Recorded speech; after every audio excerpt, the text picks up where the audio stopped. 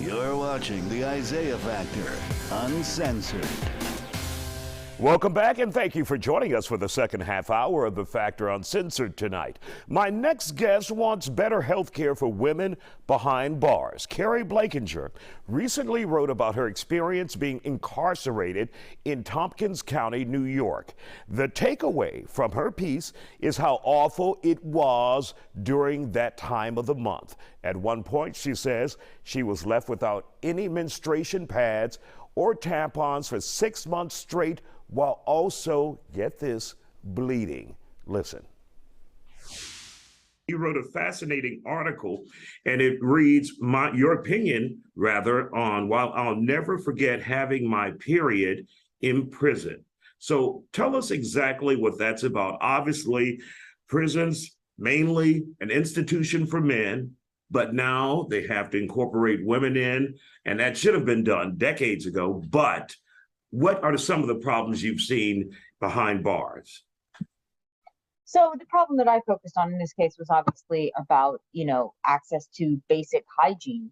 But I think that the problems in terms of the ways in which the prison system and, not just in Texas or not just where I did time in New York, but sort of any prison system fails to deal with, fails to account for the differences between women and men are a lot broader than just sort of basic hygiene. 90% of inmates are men, and about 70% of staff are men. And, you have little things like even sort of the fit of the clothing, which is often designed for male bodies. And then you have bigger things that are, even more problematic than what I wrote about in that story. That, a lot of the ways in which prisoners are classified are designed based on men and the risk that men might pose. So, women, for instance, statistically are less likely to come in with a violent crime. They're more likely to come in for drug crimes. They have, they have a different set of needs coming in. They're more likely to come in with mental health issues. And despite that, prison systems often use similar classification rubrics so that women are overclassified and they're considered a higher security risk than they actually pose, because women do not actually commit violence behind bars as frequently as men do, and yet they're still chronically overclassified, and that means that they end up being not eligible for programs that they would need to get treatment and get rehabilitation. Now, how are they overclassified, and who came up with the system? So studies of classification systems across the country, not just in Texas, have found that women are rated as being a higher risk of violence than is actually true. And that is because if you look at male prisoners and you look at their backgrounds and you look at the crimes that they come in with, you would draw certain conclusions about their risk of committing violence behind bars. And if you take those same criteria and apply them to women, it doesn't actually translate correctly, because women are not as likely to commit violence behind bars. And statistically, when women get in trouble, it is often for things like, nonviolent things like talking back or something like that. And when men get in trouble for contraband, there's much more drug and cell phone contraband in male prisons than there are in women's prisons. And women are more likely to get in trouble for contraband that is things like, makeup that they're not supposed to have. But these are both contraband, and they would, both get you in trouble and both have, potentially similar consequences. For those who took a look or read your opinion piece, first of all, what was that experience like for you personally, being locked up in prison and just not having the basic necessities that a woman would need?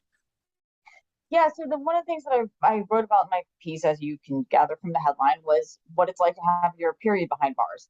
And this is a common problem in a lot of systems, that there is inadequate access to, tampons or maxi pads.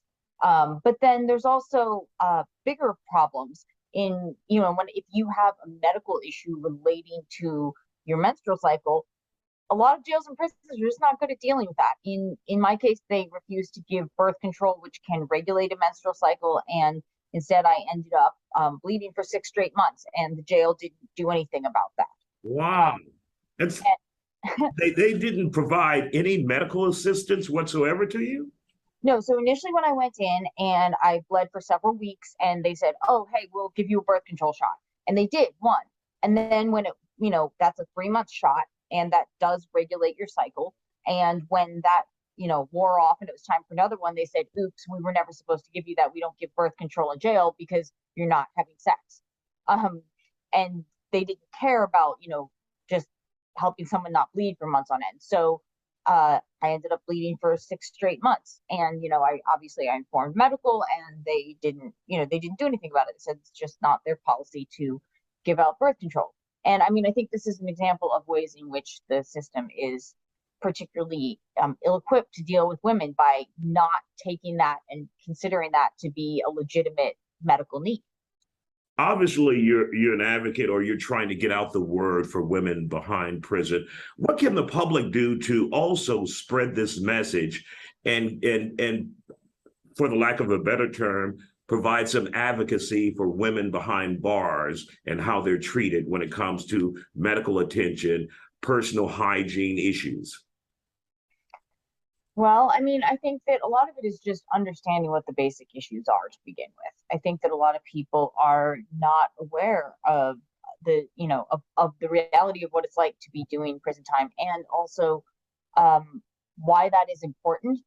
Because I think that it's really important to understand that this matters, because if you treat people in ways that undermine their basic human dignity, you are not healing them, you are not rehabilitating them, and the person that comes out of prison is going to be, less safe for the community than the person who went in. And that is not what you want from your prison system. Like, at a bare minimum, you want prisons that improve public safety. And part of that involves treating people in a way that makes them into safer people. Absolutely. Keri Blankinger, thank you for joining us here on The Factor Uncensored. Appreciate your time and your advocacy, man.